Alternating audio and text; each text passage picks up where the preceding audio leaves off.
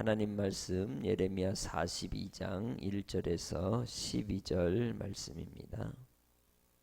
이에 모든 군대의 주의관과 가레야의 아들 요하난과 호시아의 아들 여사냐와 백성의 낮은 자로부터 높은 자까지 다 나와 선지자 예레미야에게 이르되 당신은 우리의 탄원을 듣고 이 남아있는 모든 자를 위하여 당신의 하나님 여호와께 기도해 주소서. 당신이 보는 바와 같이 우리는 많은 사람 중에서 남은 적은 무리이니 당신의 하나님 여호와께서 우리가 마땅히 갈 길과 할 일을 보이시기를 원하나이다. 선지자 예레미야가 그들에게 이르되 내가 너희 말을 들었은즉 너희 말대로 너희 하나님 여호와께 기도하고 무릇 여호와께서 너희에게 응답하시는 것을 숨김이 없이 너희에게 말하리라. 그들이 예레미야에게 이르되 우리가 당신의 하나님 여호와께서 당신을 보내사 우리에게 이르시는 모든 말씀대로 행하리이다. 여호와께서는 우리 가운데에 진실하고 성실한 증인이 되시옵소서. 우리가 당신을 우리 하나님 여호와께 보냄은 그의 목소리가 우리에게 좋든지 좋지 않든지를 막론하고 순종하려 함이라. 우리 하나님 여호와의 목소리를 순종하면 우리에게 복이 있으리이다 하니라. 10일 후에 여호와의 말씀이 예레미야에게 임하니 그가 가레야의 아들 요하난과 그와 함께 있는 모든 군 지휘관과 백성의 낮은 자로부터 높은 자까지 다 부르고 그들에게 이르되 너희가 나를 보내어 너희의 간구를 이스라엘의 하나님 여호와께 드리게 하지 아니하였느냐. 그가 이렇게 이르시니라. 너희가 이 땅에 눌러 앉아 산다면 내가 너희를 세우고 헐지 아니하며 너희를 심고 뽑지 아니하리니 이는 내가 너희에게 내린 재난에 대하여 뜻을 돌이킴이라. 여호와의 말씀이니라. 너희는 너희가 두려워하는 이 바벨론의 왕을 겁내지 말라. 내가 너희와 함께 있어 너희를 구원하며 그의 손에서 너희를 건지리니 두려워하지 말라. 내가 너희를 불쌍히 여기리니 그도 너희를 불쌍히 여겨 너희를 너희 본향으로 돌려 보내리라 하셨느니라. 아멘.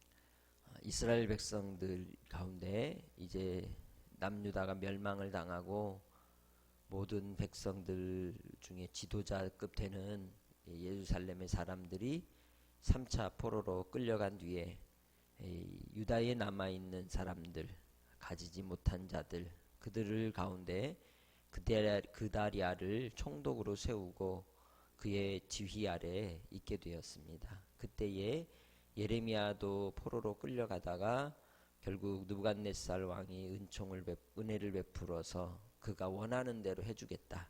같이 가든지 아니면 다시 네가 원하는 곳, 선하게 생각하는 곳으로, 옳게 여기는 곳으로 가든지 너는 택하라 할 때 그는 이제 이 그다리아에게로 가서 미스바에 도착하게 됩니다.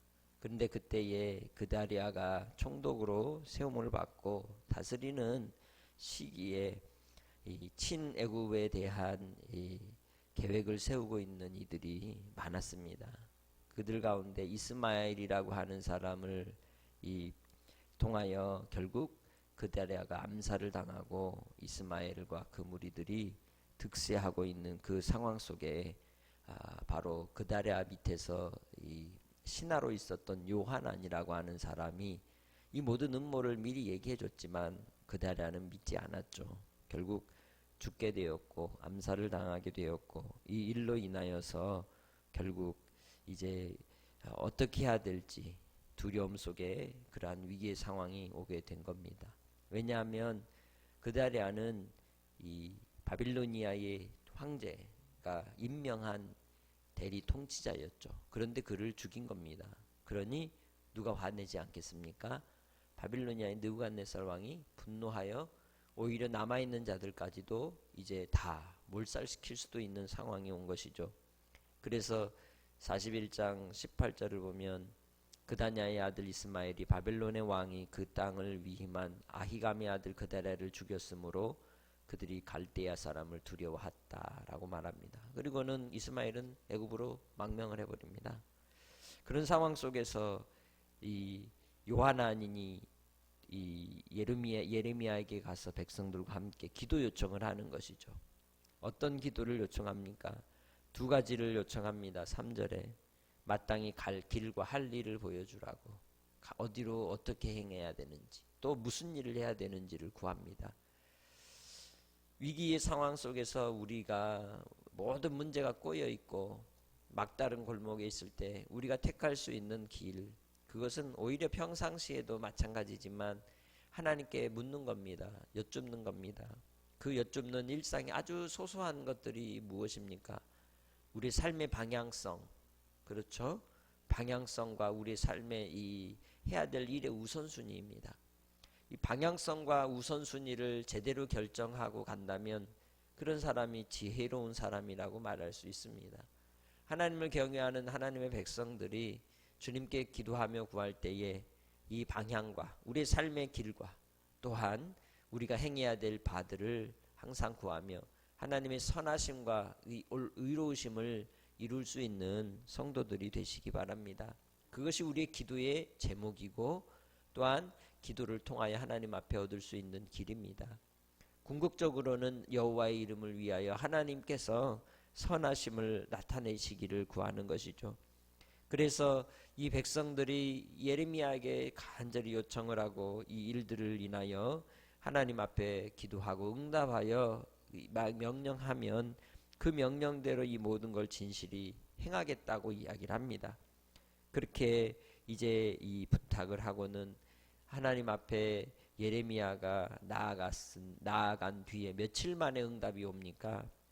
7절에 보면 10일 후라고 말합니다. 열흘 동안 그는 전심하여 기도했던 것이죠.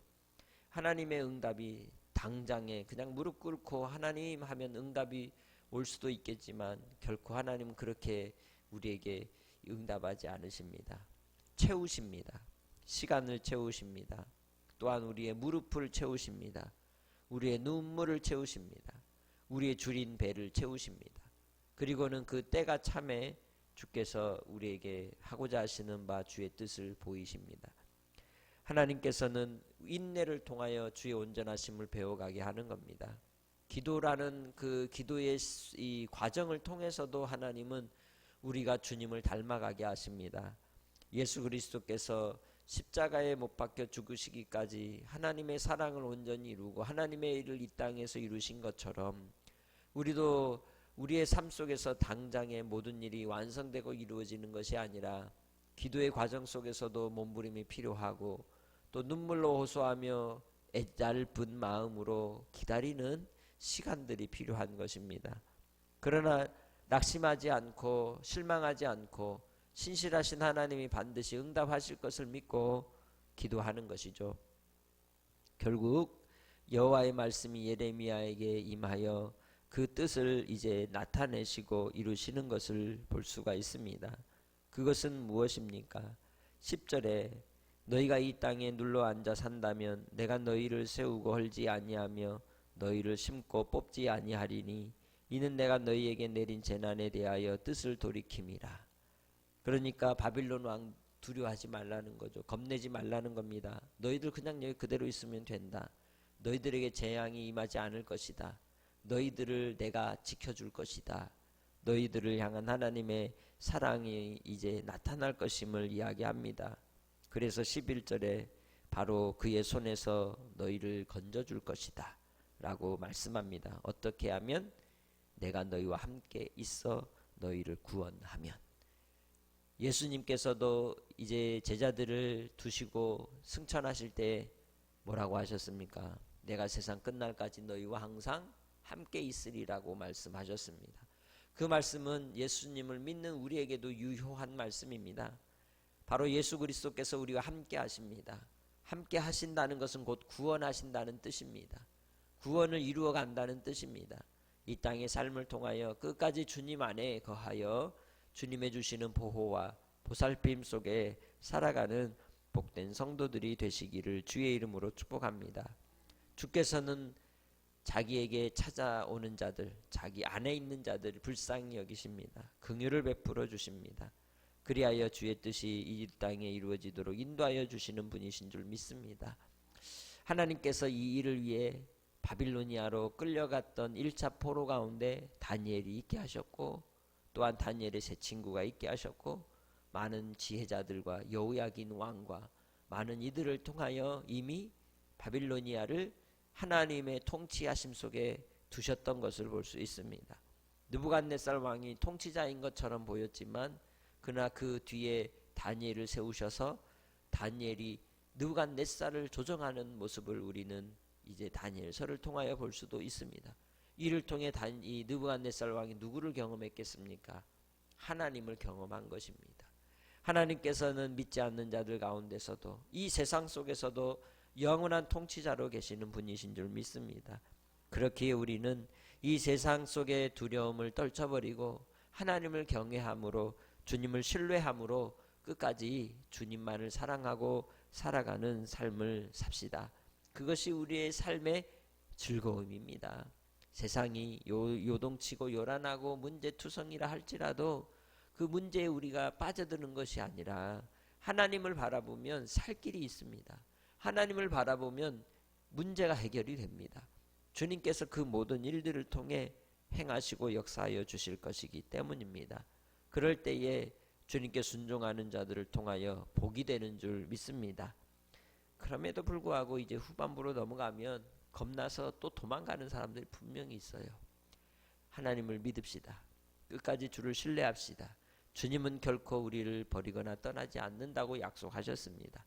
주님을 신뢰하고 경외하는 자들을 통하여 주님께서 이루고자 하시는 선하심이 나타날 줄 믿고 주님 안에 거하는 거룩한 백성, 복된 백성, 하나님의 자녀로 오늘도 주를 경외하는 복된 주일이 되시기를 주의 이름으로 축복합니다.